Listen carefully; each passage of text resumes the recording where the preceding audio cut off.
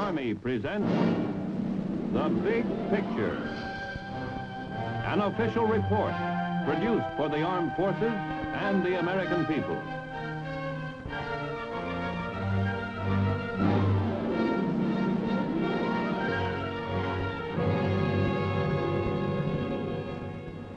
These are, perhaps, tomorrow's Army battlefield commanders, faced with tactical decisions, using weapons now operational or in development. Let's look at it on the situation map. Sir.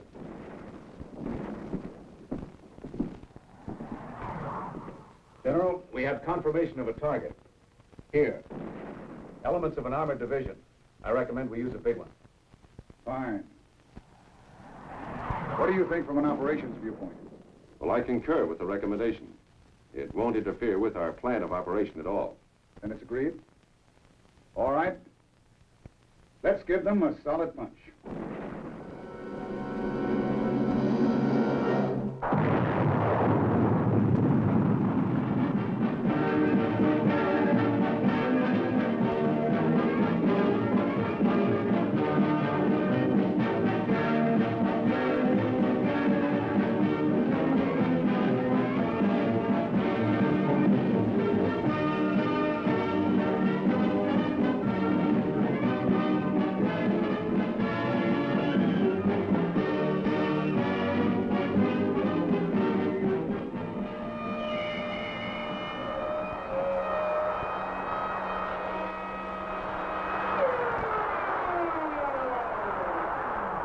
I'm Chet Huntley at a launching site where Army missiles stand ready around the clock every day of the year.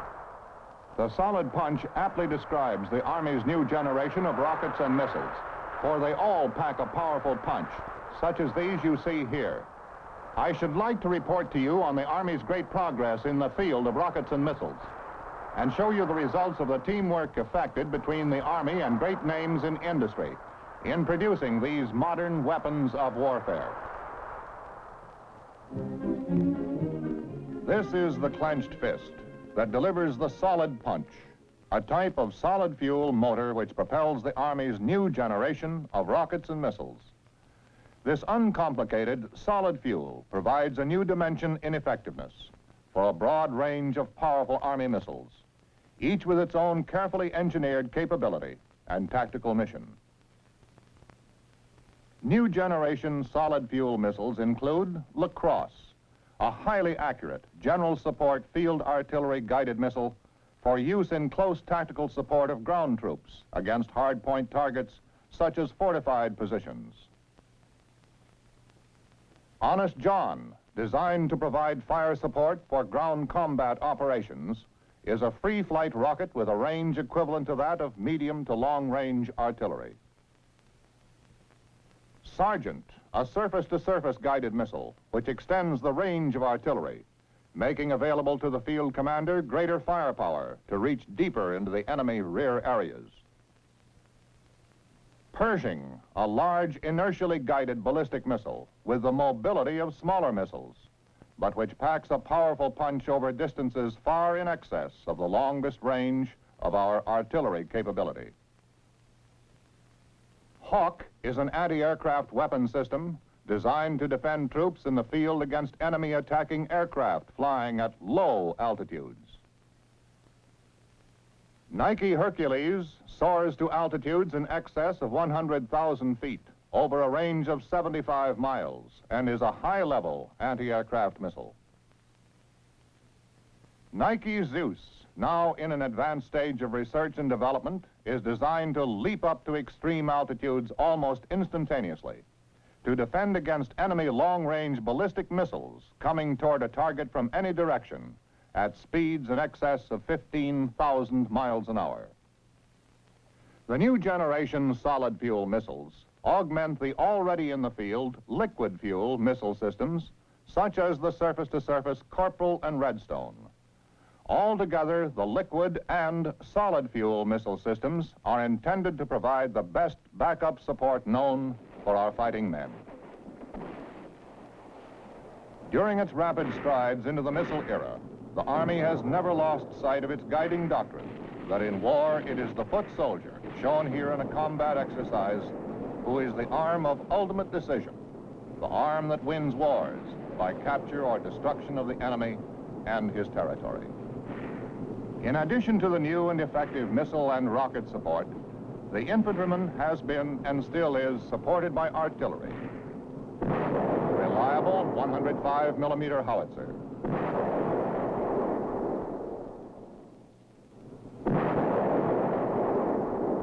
The 155mm howitzer.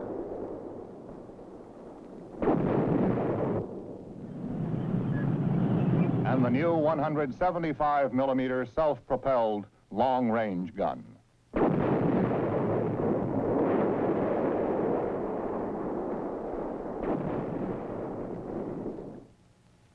And here is a current concept on the relationship between artillery and missiles. In today's rapidly changing concepts of tactical warfare, battlefield commanders know there is a need for both conventional artillery and missiles. Conventional artillery has the advantage of superiority in rate of fire. That means artillery can fire more shells faster to provide close fire support accuracy for the attacking infantrymen and armor. Also, conventional artillery fire is cheaper and can react more quickly to battlefield targets of opportunity, targets which suddenly appear and may soon disappear if not clobbered. Most missiles, however, have two decisive advantages over conventional artillery weapons. They are destructive power and range. With few exceptions, missiles can deliver atomic warheads, and one missile warhead can have the demolition effect of hundreds or even thousands of conventional artillery shells. As for range, the farthest reach of conventional artillery, like this 175mm gun, is about 20 miles, whereas Army missiles, such as the Pershing, can hurl their warheads at targets hundreds of miles away. So you see, not only can they cover much wider sectors of the front, but can also go far deeper into the enemy rear to destroy troop, equipment, and supply concentrations, as well as other important tactical targets.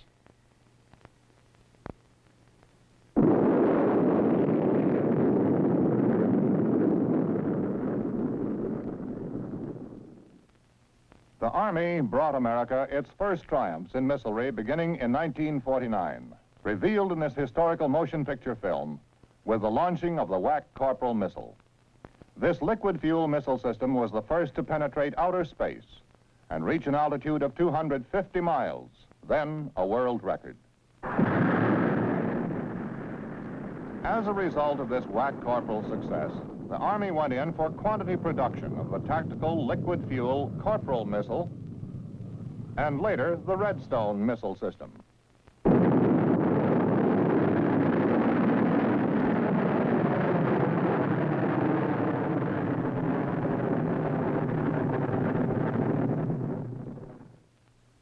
These efforts were climaxed by the launching of the Army's Jupiter-C missile system that put into orbit the free world's first satellite, Explorer 1.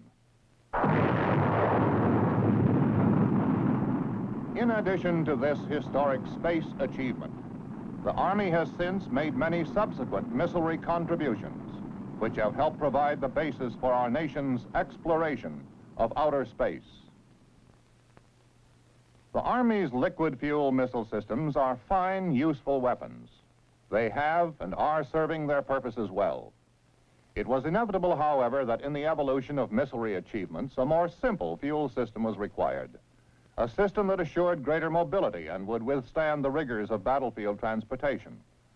Also, the Army needed missiles that would not take so long to erect, fuel, and fire.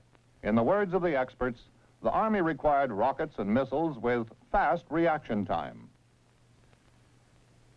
In Army laboratories, such as those at the Picatinny Arsenal, efforts had been underway to create missiles with fast reaction time through research in the technology of solid fuel propellants. At the Jet Propulsion Laboratory of the California Institute of Technology, then under Army contract, scientists made a giant stride forward in solid fuel research. They discovered that polysulfide polymer, a kind of synthetic rubber commercially produced by the Thiokol Chemical Corporation, was an excellent rocket fuel that would harden and bond itself directly to the wall of the rocket case. Thus was born a practical concept of solid fuel, shown here in a mixer. At the Army's Redstone Arsenal, close liaison with industry then provided the Army with further research and development on solid fuel technology. In 1948, an Army industrial team undertook the production of a case-bonded solid propellant rocket motor. The program was a success, making possible a new generation of solid fuel missiles. The first solid fuel motors to be produced in quantity by the Army were small but effective and included the engine for the air-to-air missile Falcon for the Army's sister service, the Air Force.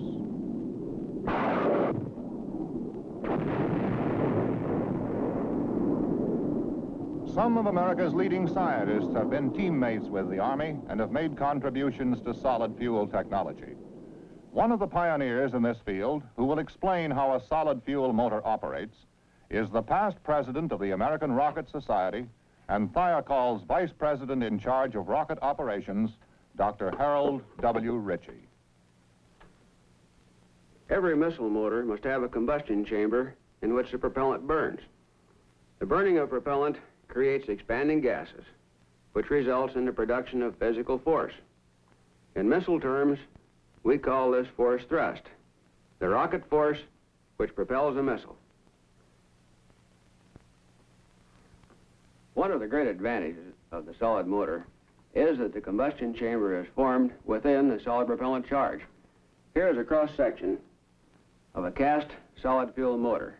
This hollow area in the center is the combustion chamber.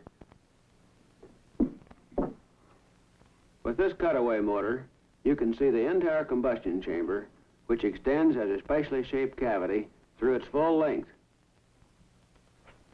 The propellant is ignited simultaneously along the entire length and surface of the combustion chamber. Upon ignition, the propellant burns from the inside out until burnout at the motor wall casing. Simplicity of design is one of the great advantages of the solid fuel motor, eliminating the need for pumps, valves, pipes, cooling system, and the other internal hardware of the liquid fuel system. The advantage of solid rocket simplicity, coupled with its capability to produce thrust instantly, enables a solid fuel motor to get off the ground and into flight more quickly, and consequently, to put more of its thrust to work delivering the payload. With all the advantages of simplicity and reliability built into the solid fuel motors, there is one more important aspect of these missiles insofar as tactical application is concerned. It is this: the entire missile motor, including its solid fuel, is packaged at the manufacturing plant.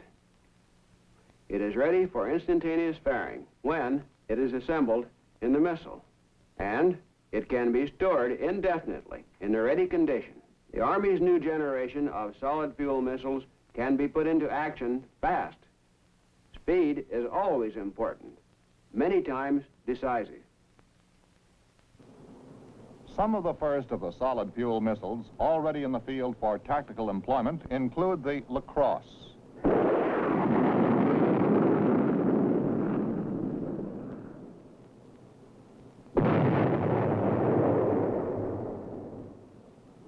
The Hawk, which uses a homing device guidance system to knock out low-flying enemy aircraft, thus filling the gap from 0 altitude up to minimum Nike capability.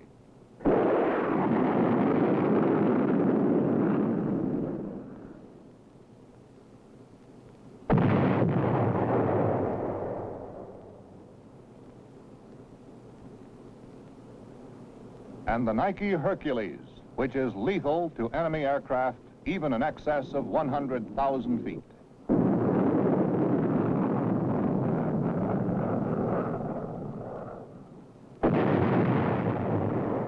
Highly effective are the first of the second-generation missiles. However, the small solid motor was not powerful enough to deliver heavier payloads over longer ranges. A hoped-for solution to a larger solid fuel motor was put in this test stand, a motor with 5,000 pounds of solid propellant.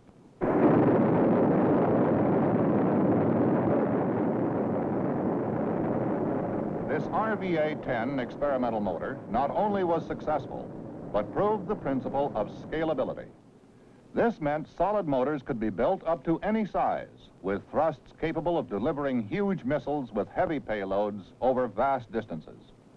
The Army's new generation of solid fuel motors was now in the big leagues, as indicated by this static test firing.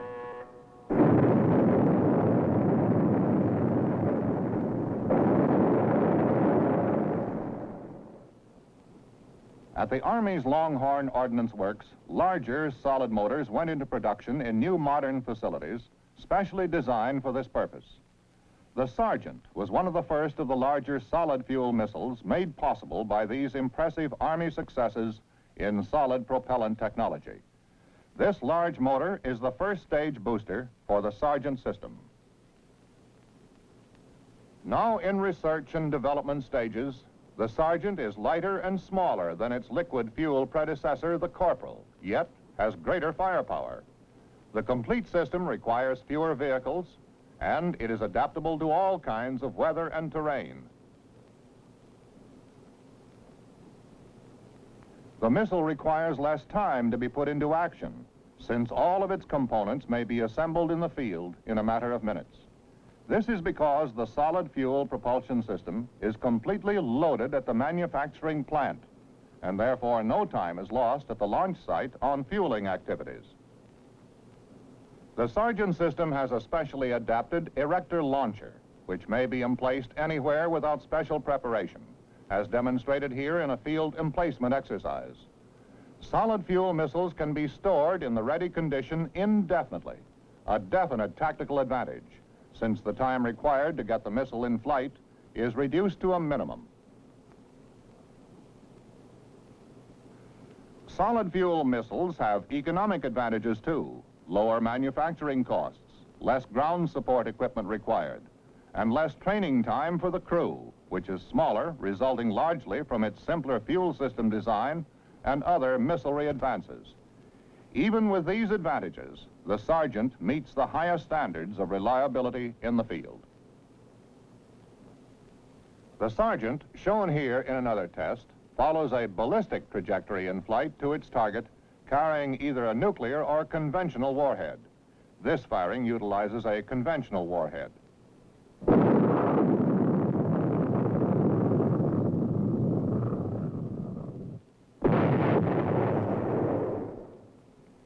The X-17 experimental high-altitude research rocket was one beneficial result of the progress in solid fuel technology accomplished by Army industrial teamwork. These Army accomplishments were to be a major influence in the development of solid fuel missile systems within the other services. The Air Force called on one of the Army's industrial partners to develop the 3 solid fuel propulsion stages for the X-17, which was launched after only 6 static tests of its first stage solid propellant booster.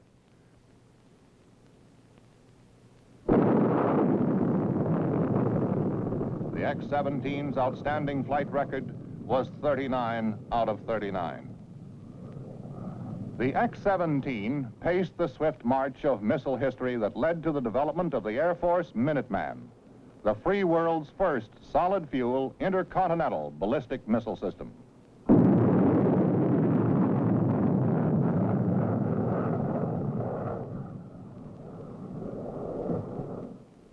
The advent of the nuclear submarine, which provided a far-ranging launching vehicle for ballistic missiles, required a solid fuel factory-loaded propulsion system. And so it was that the Navy, too, benefited from the accomplishments of the Army industrial team in solid propellant technology. Thiokol, under government contract, proved the feasibility of this concept, and thus was born Polaris. The Aerojet General Corporation developed and is producing the solid fuel motors for Polaris, shown here now being fired from the submerged submarine.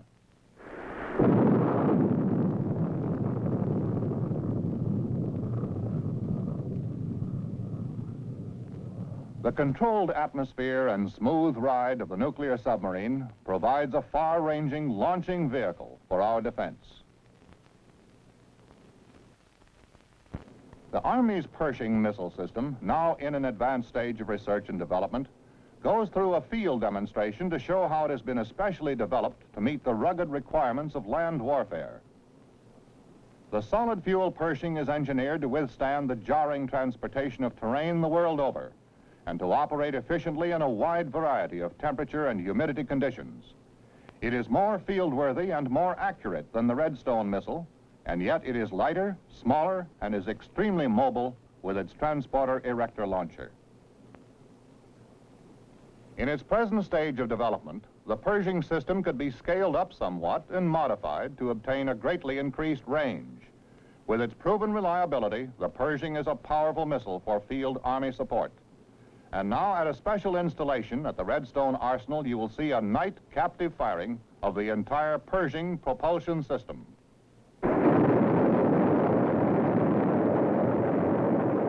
All motors of the Pershing propulsion system are tested in proper sequence in this static test stand. The first stage booster motor is now firing. The second stage motor is mounted just to the right of the booster, and it will fire after the first stage burnout.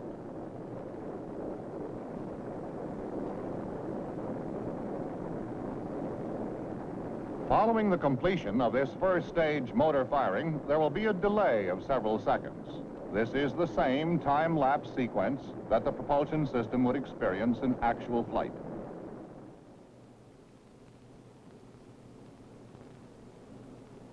During the delay after the end of the first stage burnout and before the ignition of the second stage motor, the missile simply coasts through space in unpowered flight, and the first stage separates from the missile and drops away.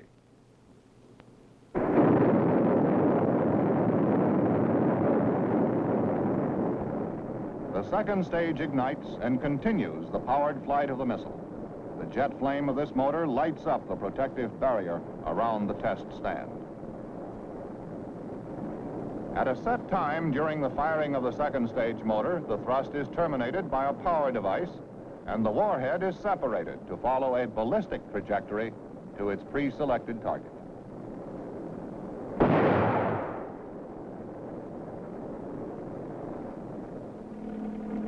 It is because of the increasing mobility of our armed forces that weapons are designed to possess built-in ruggedness to withstand the rigors of every type of terrain and to operate in all kinds of weather conditions with proven reliability. These requirements enable our weapons to keep pace with and support our far-ranging, fast-moving, hard-hitting Army troops. The Army's new generation of solid-fuel missiles fills the bill on all three requirements: mobility, ruggedness, and reliability to support our modern Army in the field. The Army industrial team is still at work to develop dramatic new advances in missilery. For example, this Nike Zeus missile, now in an advanced state of development, uses a type of command guidance system already developed for Nike Hercules. Test firings have proved the ability of the guidance system to intercept another missile in flight.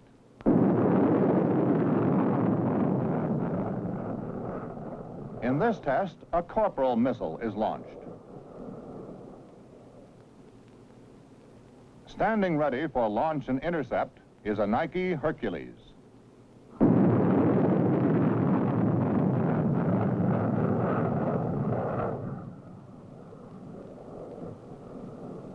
Photographic proof of the Nike Hercules intercepting the Corporal missile in flight is documented here in stop-motion photography.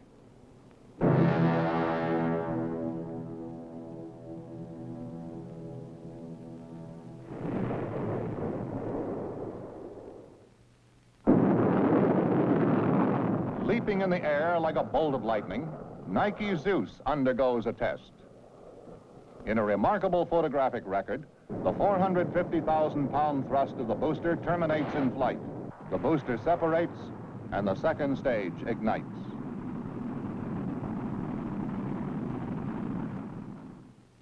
The Nike Zeus system is in position underground here, ready to be fired.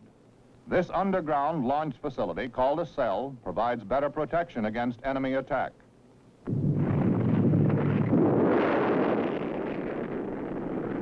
With Nike Zeus, the Army is engaged in a program to confirm that a true defense against enemy intercontinental ballistic missiles is possible.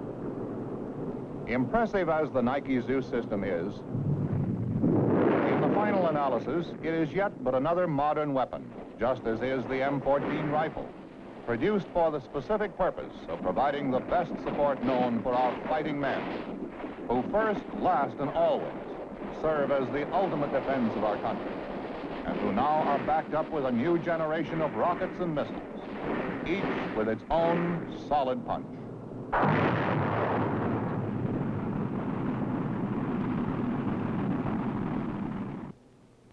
Since the days of the American Revolution, the Army has called on American industry to help meet the defensive needs of our country.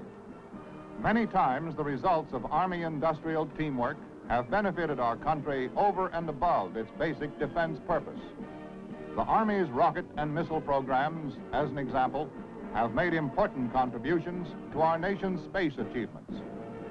This is Chet Huntley concluding this report on rockets and missiles of the United States Army.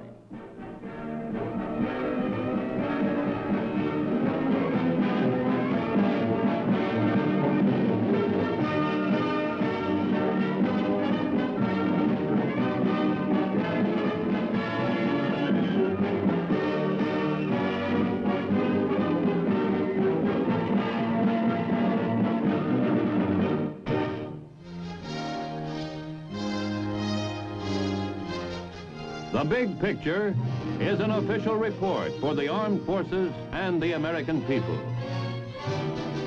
Produced by the Army Pictorial Center. Presented by the Department of the Army in cooperation with this station.